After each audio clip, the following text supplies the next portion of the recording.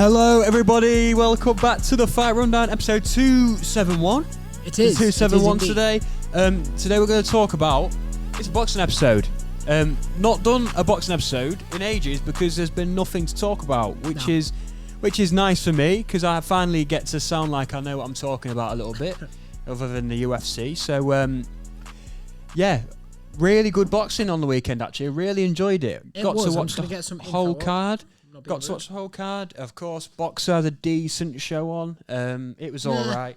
It was good for Boxer. They had a good main event. The main event was good. Callum Simpson in Barnsley beat Ivan Zuko, 21-0, I believe he was at the time. Absolutely electric atmosphere. G was, of course, there. I was indeed. I interviewed him. Was there. What was the feel like in the stadium when he got dropped in the first 8 seconds? I'll tell you what, something that I've never seen before. It was supportive. Yeah. And I thought it was quite sick seeing how they still supported the guy. Yeah. Complete opposite of the Wardley fight, to be honest. Yeah, quite literally, yeah. It was Simpson was better the fighter, but he got dropped 2 or 3 times, which is pretty mad, but 8 seconds again. He got caught with a clean shot, then got caught with it again, and that's when he went down.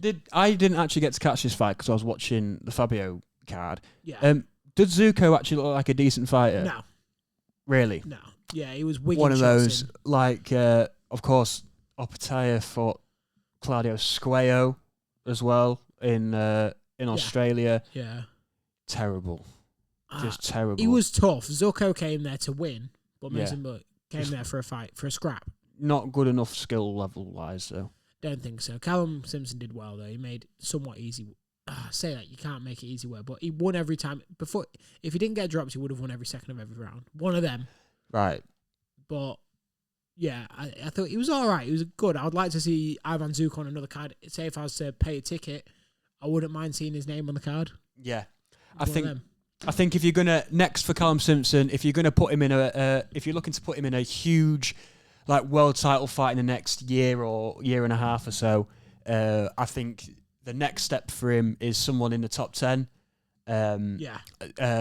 My personal opinion, I think the easiest fight in the top 10 for him will be Kevin Lele Sajho. Little bit of knowledge for you there. A Frenchman. The only thing with fighting Lele Sajho is he's got stupid power. But he's not really fought anyone at the highest level just yet. But he is ranked 8th only thing on this in the world. You know, this is the limit of a boxer fighter. They hit the European title, and that's it. They will never progress any further. This is where I respect Eddie Hearn, isn't it? You know what I mean? Because he will just stick his fighters into the deep end if he thinks they're ready. Deep end, really? Not really. It just moves them on. Well, come on. Yeah, I mean, Queensbury Matchroom. Queensbury, I'll give it to him. You know what I mean? Yeah. Not Matchroom anymore. Well. You've got levels. You've got boxer. That's your roof. Matchroom. If you're already a star, that's your roof right there. And then you got Queensbury. That's your roof. That's your potential. All that. Yeah. You know what I mean? You can go as far as you want. All I'm saying is, if I was Callum Simpson's manager, that's what I'd want to do for him. Yeah, I agree. Yeah. I'd stick him in there with someone in the top 10 who's not necessarily the most skilled. Very powerful puncher. Not really, I got many good names on his record, but it's highly ranked. Yeah. And I'd stick him in there. Yeah, it's true. Even though I think he'd probably get... I think he'd probably get stopped. I think the power would be too much. But anyway, that's what I'd do. Just before we get to Wardley, we've got to talk about the Sky Sports thing. The Sky Sports. What's your thoughts on it? Look, Sky Sports was never going to be the same after Matchroom left. The shoes were too big to fill. So many iconic memories of Sky Sports and Matchroom, and it was just never going to be as good. But Ben Shalom has been a stinker. Yeah. So Simple. it could have been. This is well deserved. Losing out on this contract. He deserved to be on Dave. Is that too far? No, I can see it. Channel 5, Channel 4. Ben Shalom on Dave. Yeah, ITV catch up. So peak, isn't it? Well, what's next with Ben Shalom? What do you reckon is going to happen? He'll just be on a smaller platform, won't he? So I reckon DAZN. Do you reckon he's I going to reckon the he's going zone? to somehow swindle a DAZN deal. I reckon he's only going to go bust. Do you reckon? Yeah. Like, I don't know many boxing fans who have said, I'm going to pay for DAZN now, Queensbury and Matchroom are on it. Mm. You know what I mean? Yeah. Like, I've But never heard anyone say that. DAZN, I feel like DAZN are taking over a little bit though. You know, they got the FIFA World Cup coming up. Have they? Yeah, they're on DAZN. That's pretty massive. They got all sorts on there, aren't they? They've got they've got Glory Kickboxing.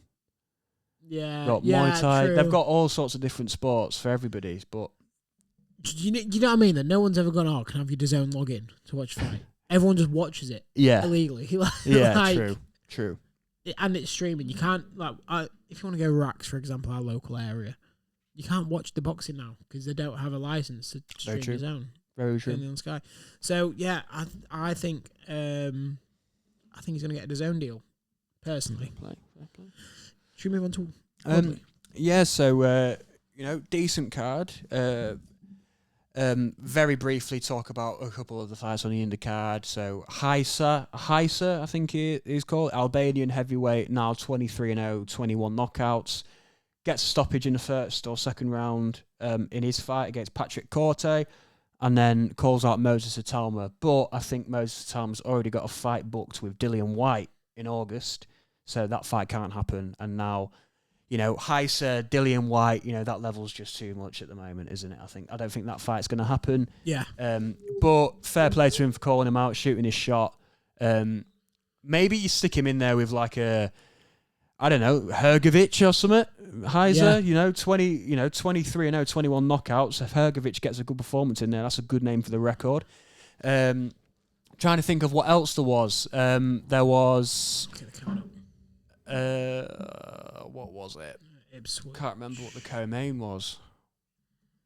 I know Lewis Richardson from the Olympics made his debut, won every round. To be honest, it was a toilet break. I just knew what was going to happen in that fight. Just box rings around his opponent for 6 rounds. What's your thoughts on 4-round fights? Liam Dillon was the co-main. Yes, that's the one. 4-round fights, love it. You love a 4-rounder. If I'm being honest, if it's not the main event, no fight should be over 6. Yeah. Oh, there's Matt Barnes, mate. Gideon. Yes, he got the draw against Sam Gilly. Good result for him. Mike Perez, Stephen Ward. I did message Jeeve. I said, we watched him. Yeah, I remember that. Yeah, Sing. Yeah, I knew the name before from somewhere. I did message Jeeve about Mike Perez. I said Mike Perez, one of my favourites now. He walks out to Last Breath. I'm about to my last breath from Creed, and I absolutely loved that. And then, looked way too good for Stephen Ward in there. Stephen Ward had the heart of a lion, though, to be fair. And, he made it difficult for Perez. Granted, Perez is 39 years of age, but, you can tell the skill level that Mike Perez operates at. Would I give him a world title? That's a really tough one, considering... can you really stick a 39-year-old Mike Perez against Opataya? Wouldn't surprise me with the opponents that he's got. But I don't think it would end very well. Pierce O'Leary, Liam Dillon. Liam Dillon, very tough man. Pierce O'Leary, just too good for that. It's for European title. Liam Dillon moved up 2 weight divisions for this fight. Yeah, and Pierce O'Leary was noticeably bigger in there. And... just pretty much cruised to a unanimous decision victory. A little bit. Look, it was boring. It was a little bit boring, in my opinion. That's the ones of note. Yeah, the main event of the evening. Justice Hooney wins, in my opinion, 9 of the 10 rounds. Absolute domination. And Justice Hooney...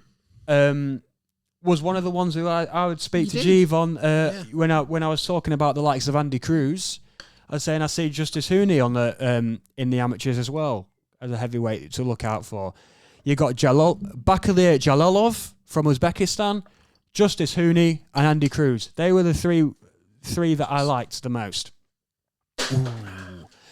And you've been talking about Justice Hooney for a long time. So when the fight was announced, from the very start, I said, look, no, this is dangerous for Fabio Wardley. Justice Hooney is too good of a boxer for Fabio Wardley, which is true, obviously, as it's been shown.